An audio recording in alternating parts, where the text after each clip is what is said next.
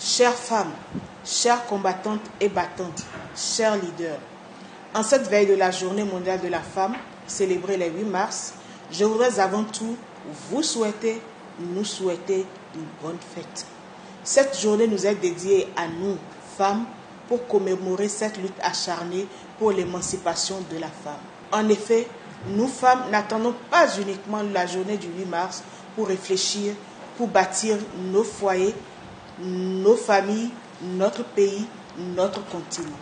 Cette lutte est quotidienne et l'autonomisation de la femme, aussi bien rurale qu'urbaine, est le nerf de chaque bataille que livrent toutes les générations de femmes depuis plusieurs décennies.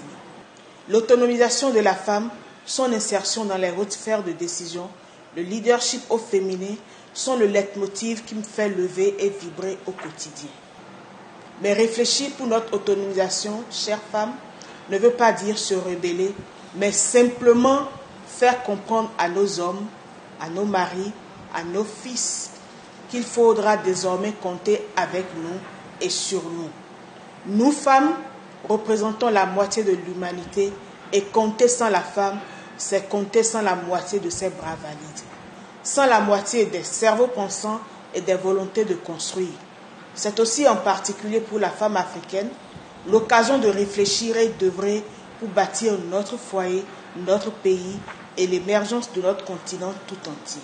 C'est aussi ce qui nous est demandé à travers le thème de la journée de cette année. Penser équitablement, bâtir intelligemment, innover pour le changement. Penser équitablement, c'est réfléchir, pas pour notre épanouissement personnel, mais à celui de tout ce que nous portons et croyons. Notre foyer, nos enfants, notre pays, notre continent. Bâtir intelligemment, c'est mettre sur pied les moyens et stratégies adéquats pour construire aux côtés de nos hommes, nos familles, notre nation. Chères femmes, chers leaders, chères mamans, la journée de la femme a été aussi instaurée pour rappeler aux hommes qu'ils ont besoin de la femme. Ils ont besoin de nous, pas seulement pour le ménage, mais aussi pour les grandes décisions. Car derrière un grand homme se cache toujours une grande femme. Ils ont besoin de la gente féminine dans les instances de décision. Car s'il est vrai qu'il faut un homme de pouvoir pour impacter, il est encore plus vrai qu'il faut une femme enflammée pour influencer. Nous voulons notre émergence, alors grandissons en pensée.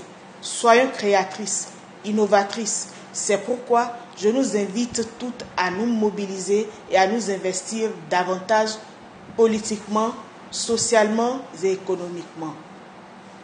Ne soyons jamais notre propre obstacle.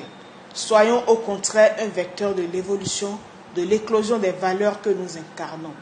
Construisons une nation, un continent prospère pour la génération montante. Vive la femme, vive la Journée internationale de la femme, vive le Bénin, vive l'Afrique tout entière.